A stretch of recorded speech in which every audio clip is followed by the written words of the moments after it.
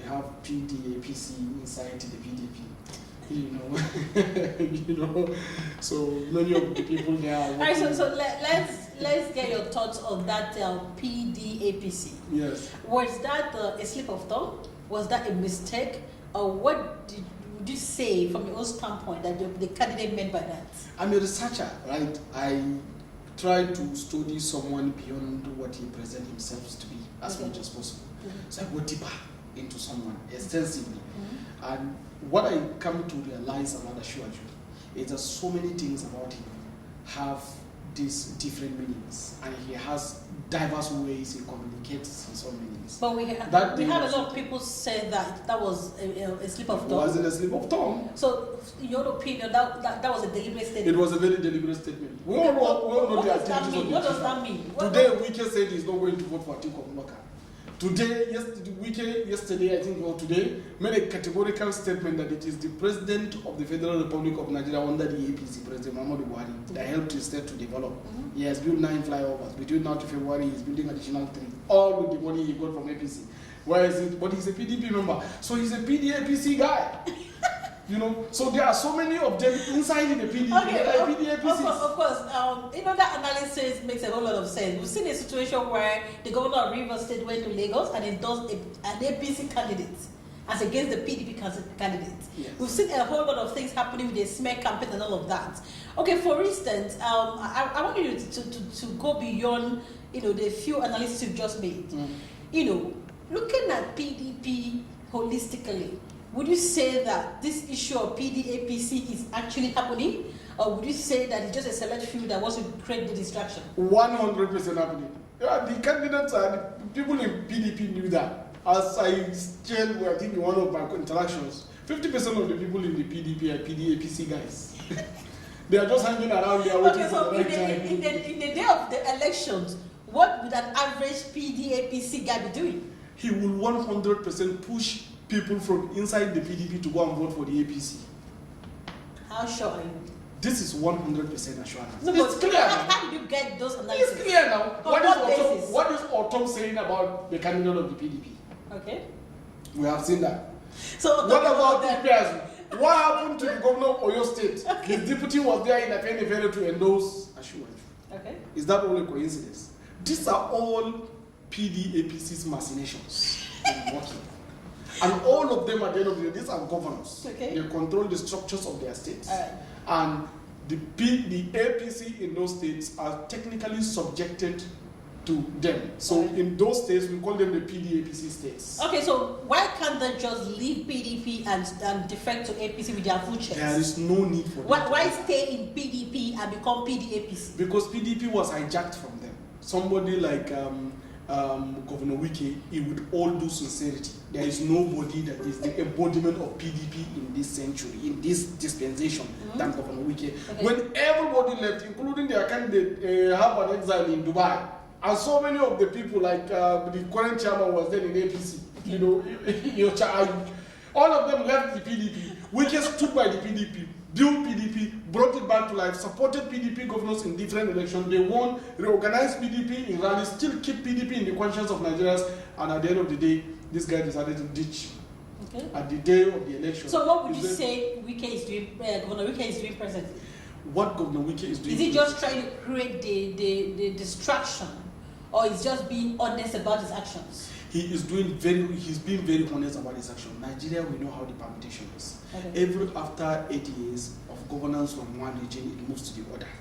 Right. By default, all major political parties are supposed to present a candidate from the south. Okay. Then PDP decided to break this thing. They think they are going to dribble Nigerians. Governor Wike said, no, I stand by the principle of Nigerianness. And that principle of Nigerianness means that if this section of the country takes for 8 years, let another section takes for the 8 years. So since you deny me, I'm not going to deny my region, I'm not going to deny my people, I'm not going to deny the principle that establishes the stability and security of Nigeria. Okay. And that's what he's doing. All right, so let's look at the social media space. A lot of people are saying that social media needs regulation. And others are saying that the borderless press freedom is making a lot of people go mad. Because there's no decorum in the way people present their issues, they're articulating issues with impunity and all of that. Now, as a social media expert, per se, what do you envisage to see as we move ahead?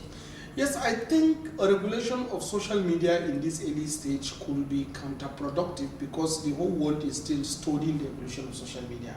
Okay. And if you notice, it started as a social graph model whereby we went to the same school and I log into Facebook, I see you, you see me, and we become friends again to reconnect based on the past experiences. Sure. It has now gravitated into what is called interest graph, where I log into the social media and just see what I'm interested in because of the overtime study of my activities online. Sure. So they're able to filter that. Now we are moving to metaverse where we have Web 3.0 by joining it together with AI, trying to create something new. So when something is evolving, you need to follow the principle of thermodynamics, whereby things have to be in disorder before they can become orderly. So as we are today, we are now evolving through the period of disorder. And in that case, we are making a whole lot of discoveries about people's personality. But social media has happened on the global space for a whole lot of time. So you talked about things being in disorder before becoming orderly. Yes. So for how long are things going to be in disorder? Yep, that's why I gave you the evolution. As I'm talking to you now, I think by now to 2025, 2027, we are likely going to see some level of stability because the whole game is going to terminate at what is called quantum computing. So once we reach the quantum computing, we will now begin to measure a kilojoule of energy as a function of the click of a mouse. Okay. Then with that, you have a balance of energy and consumption. Okay. With this, you can evolve a new currency, which is like central bank digital currency, and then evolve a new one and create regulation. Okay, so you're becoming very technical. So for the benefit of the average Nigerian on the street, in the grassroots, that will be listening to you, right? Yes. So let's keep it simple so that people can actually understand what we are talking about. Yes. Now, you are the deputy director of the new media. Yes. In the Tinubu Shettima Independent Grassroots Independent Campaign Council. Yeah. All right, so they say social media is a game changer. Yeah. We've seen a whole lot of things happen. We've seen, from all indication, every single campaign process, every rally process, every flag up process, there are certain, indices that people take into consideration, certain mistakes that needs to be cleaned up and all of that, issues of perception management, issues of reputation management and all of that. So let's get your own thoughts on what you're going to bring to the table as a deputy director of new media. Yes, what we are going to bring to the table is to pay principal attention to a strategy called the 3 C's. Okay. And these 3 C's, the first C stands for conversion, converting most of the people on the social media to support and follow our candidate. Okay. And over time, we will now go to conviction, to convince them as much as possible to become anchors and evangelists of Ashwaju and Shettima ticket.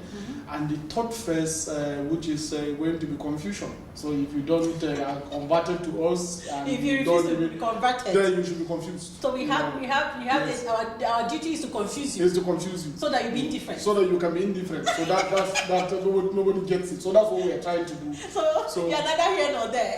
You're neither here nor there. So we are understanding the evolutions, a lot of charges and allegations that have been peddling all over. We are trying to study them, we are trying to encircle them with these strategies. So once the environment is right, like our spokesperson of the PCC said, when the jungle mature, then it is then that we can begin to release our asset of conviction or conversion or confusion.